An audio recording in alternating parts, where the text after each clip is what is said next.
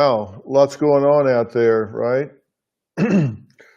We're in a pandemic and we have people protesting on the streets, and we even have some hurricanes headed this way. So, what else can we think of uh, to deal with right now? So, um, that's life, right? Um, I do have a lot to talk about today. I want to start out by talking about um, the show that we have on today. You know, we're wrapped for the season, and which means we're into a lot of reruns here and there. But today is a completely new show that I shot just yesterday, and it is all about George Floyd. I work a lot with Lee Merritt and Ben Crump whenever tragic situations like this happens. And that's what we're doing on today's show. We're going to talk about the political tensions, the protest, um, and we have my attitude was this: I wanted to give a voice, a place for people to have a voice that I think need to have a voice. Marc Lamont Hill is on the show today. Tamika Mallory is on the show today. These two are black activists, and they tell us what they believe that we really need to hear. Tamika gave a speech that went viral. You may have seen it. If you didn't, you should see it. Congresswoman Karen Bass is on the show today. She's a California congresswoman, and she wants police held accountable. You may have also seen something that really caught my eye. There was a sheriff that was out to uh, police the marches and police the protesters. And he said, look, I'm not going to do this. He took off his helmet. He put down his baton. His name is Chris Swanson. And he joined the protesters and marched with them. And Sheriff Chris Swanson is on the show today as well. And he is a really terrific guy.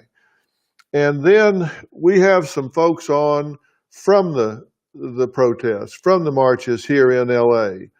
Uh, Cynthia, Haskell, and Genesis are from one family.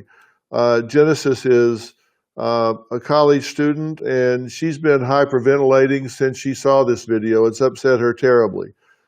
Her father, Haskell, and mother, Cynthia, got together as a family, and they went out into the protest, and her father has had some real problems. I have a set of brothers on, Akeem and Malachi. These are two young black men that talk about what it's like to be young black men in America, and they've been out in the protest and marching. And then a young mother, Erica, who was shot with rubber bullets uh, and tear gassed as well, and really had to just kind of pour milk all over to try to get neutralize the tear gas. And look, this is, I think this is a very important show. And so I really hope people will take a look at it. When I talk with Lee Merritt, we talk about the second autopsy that went on, and we find out what is happening there. And we're going to disclose some new things in the autopsy that um, uh, have, I think, changed the face of this case. You know, I've asked a lot of these people, what do you think should happen now? What do you want? And the answer that I'm hearing the most, and the answer that I think is important, is there were three other police officers involved in this that were fired, yes, but have not been charged. Um, and to me, this just seems like a terrible injustice. a paralysis of the justice system. Now, they were fired because, and listen, I've read the manual for the Minnesota Police Department, and in 2015, there was something entered into that manual called um, that called for police officers to. It was entitled "Sanctity of Life," and it called for police officers, if you see something happening that puts somebody's life in danger, you're mandated to step up and do something about it. And if you don't, you're subject to be fired. And that's, I believe, what was used to fire them. And I think as the investigation unfolds, these three are likely to be fired today. Charged today. And I say that because two of the other three actually had their hands on, their knees on, their bodies on top of George Floyd, just as did the one that is now charged with first-degree murder. So, why are they not being charged? Looking at some of the comments here from people, it just needs planning to be the difference between first and second degree murder. Caleb Neary says, "What a sin." Tamara Lawrence says, "We want legislation." Corbin Baker says, "We don't even know what sanctity of life means anymore." Reese Thomas says, makes a comment. Lindsay Curtis is on. Rachel is on saying Black Lives Matter. Kristen Ward is on. So many of you are weighing in on this. No doubt that you all are really upset about this, no question about it.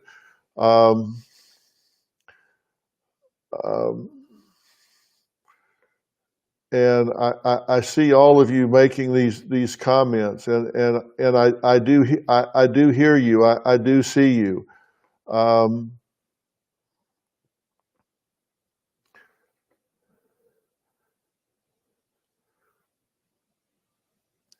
I'm looking through and I'm seeing that you're all feeling very much the same way on Instagram, on Facebook. Emily DeMarco says, "We are peacefully protesting and getting attacked all over the country.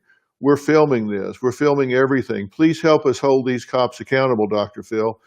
Listen, there are things that I am seeing that just don't make sense to me. Look, the whole point of protesting, the whole point of civil unrest is that you do stand up against authority. That doesn't mean that you have to be destructive about it. It just means you stand in defiance of authority. And you can do that without being destructive, and you can do it without being reckless. And I think that's what's happening. I'm seeing responsible people taking to the streets and standing in defiance of people telling them that they can't. And I support you every step of the way. On Facebook, Latasha O'Neill says, "Dr. Phil, with me being a mother that's raising a black teen, my son Tobias is 13, I have two ideas that I feel can start change. How do I get my ideas out there?" Look, you have to write about this. In this day and time, with digital platforms, you can have a platform. You can write about these things. You can post about these things. You can get traction. Ideas that make sense get traction. And you can post those things, and then people will repost them and repost them and repost them. And we need all of the voices. Everybody has a platform now that you can talk about. And don't just sit home and think, "I don't have a voice," because you do. D. Christian, we appreciate your using your platform, Dr. Phil, to appreciate, advocate, and lead with truth. Hashtag Black Lives Matter. I listened. Charlemagne the God is someone that I feel is a friend. I have a lot of respect for him. I think he's a very wise, down-to-earth guy. he asked a lot of hard questions of a lot of hard people. And I heard him having a conversation with right-wing radio host Rush Limbaugh yesterday. And I listened to the whole thing start to finish. And Rush Limbaugh was saying that white privilege is just something that is a made-up construct. And I hear a lot of white people denying the existence of white privilege. They said, "You know, I don't have white privilege. I'm not doing anything wrong." People don't understand the concept of white privilege. You don't get defensive when people say that you have white privilege. That's not the point. The white privilege does not say you are consciously doing something wrong, that you are consciously acting out some conscious bias against minorities. What white privilege means is that there is a systemic bias built in to society. And what makes it so dangerous is that it's not conscious. It's that it's not conscious. White privilege is real. I have white privilege. I don't choose to have it. I do have it. I can walk into Target and not be followed through the store because I'm white. Someone that is my same size, age, matched everything with me except the fact that they're black, and they will be looked at differently than I am. Okay? So there's no question that I have the privilege of not being suspect, not being followed just because my skin is not black. That is white privilege. I can drive a nice car down the street and not be pulled over because I'm driving a nice car because my skin is not black. That is white privilege. I can go to a job interview and it lasts 40% longer because my skin is not black. That is white privilege. Those are things that are systemically built into the system that are prejudiced against minorities. It's not that white people ask for that, they just get it. It's built in. And we have to change these things. If you look at the percentage of the population and the percentage of people in jail, the disparity is ridiculous. That is built in. And you can say, well, there are more people of color committing crimes. No, that's not the answer to the question. You have to go back to earlier links in the chain. The system is set up. The high percentage, multiples of the percentage of people in Minneapolis, there's 19% African American population in Minneapolis, 19%. 5 times as many traffic stops as there are percentage of black citizens. Why? It's built-in racism to the system. That has to change. It's not just about this one situation. And that's what I talk to Ben Crump and Lee Merritt about time after time when we do these stories. I'm sick of booking these guys on the show time and time again, where the only thing that changed is the face and the names of their clients. It's the same story, the same problems, it's just the difference. And I'm here to say, I admit that white privilege is real. I admit that this is a real thing, and we don't need to get defensive about it. We need to get active in changing it. We need to be sensitive about this. Lisa Biggs says, we have white privilege and we need to use it to help others. I'm not sure I understand what that means, how to use white privilege to help others. We need to use our awareness of it to help others. Maria Roberts says, how can I express the sadness I feel to my African American brothers and sisters without re-victimizing? Look, I think listening is a really big thing. I think we really need to listen, just really listen. That's the most important thing. We have some very important conversations today on the show. And enough so that I called CBS and the head of our station group and said, please don't preempt the show today. It is about what you're preempting it for. It's just more to the point of what we need to be talking about. We've seen, you're showing the sensational stuff of the looting. You're allowing them to hijack the message. The message is not about looting. The message is about why people are in the streets to begin with, which is to hold law enforcement accountable. You know I'm a big supporter of law enforcement. I am not a big supporter of rogue police officers that do what they're doing when they abuse authority, when there's brutality, when they murder citizens. I don't support that at all. None, period, none. I don't. So just watch today and you'll see what I'm talking about. Sue McDaniel, my heart is breaking. We should be past racism. We all bleed the same color. Yes, we do, but we don't walk the same life as we go through all of this. So watch this. I appreciate all of you tuning in. Caitlin Stockbridge says, for all of you complaining about white privilege and what to do with it, use your voice to stand up for those who have been silenced. That is how you use your white privilege to help those oppressed.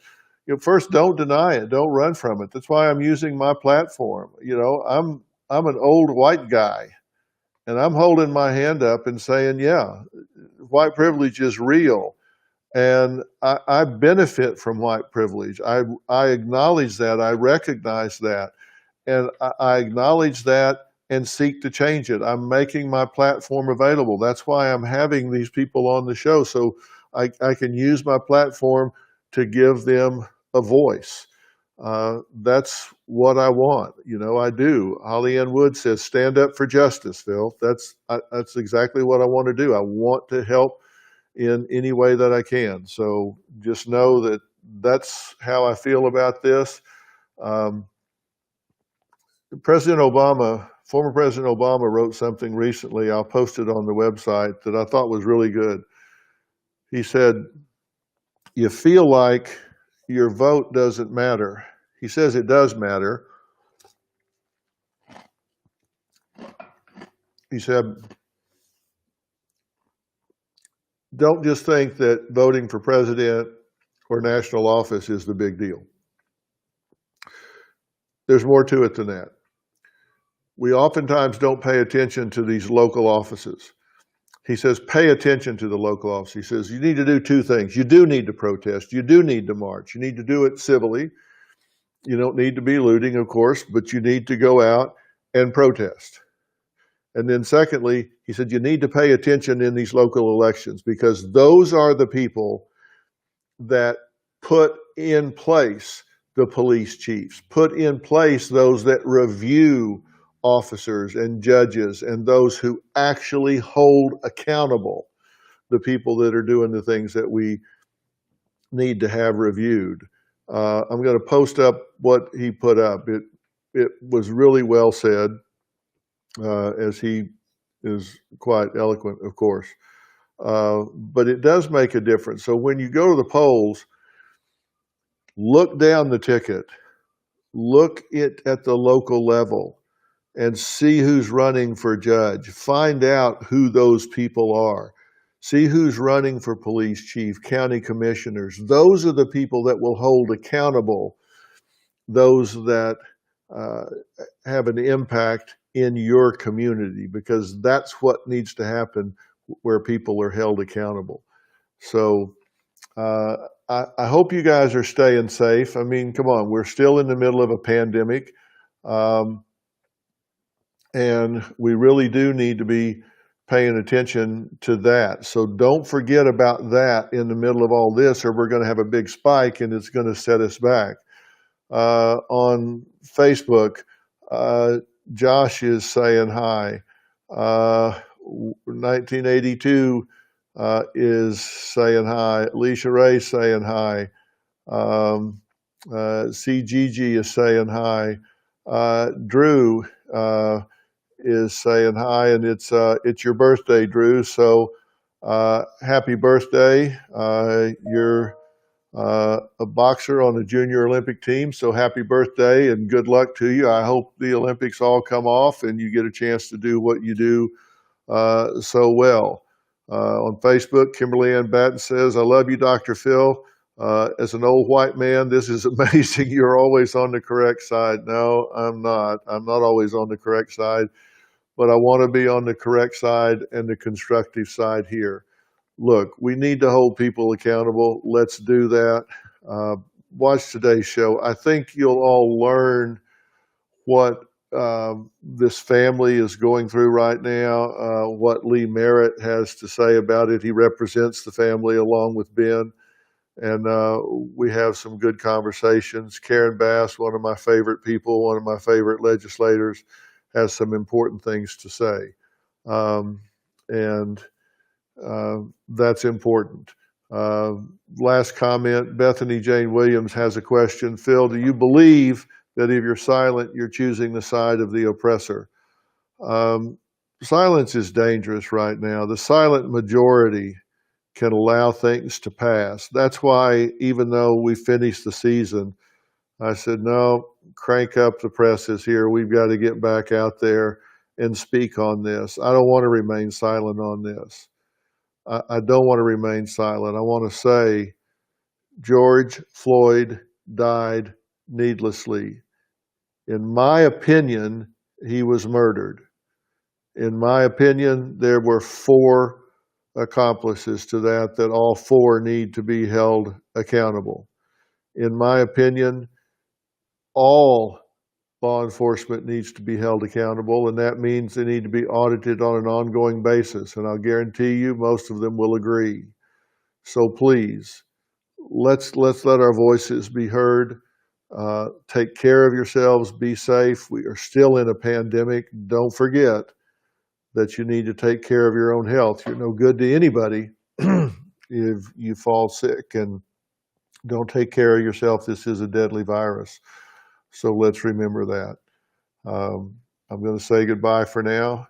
I'm going to continue to watch what's going on here. I'm going to continue to work with Lee and Ben and see if we can bring justice about here. If I can contribute in some small way, I will. We all learn. We all grow every day. I hope I'll be better tomorrow than I am today. I wish the same for you guys as well. Thanks so much.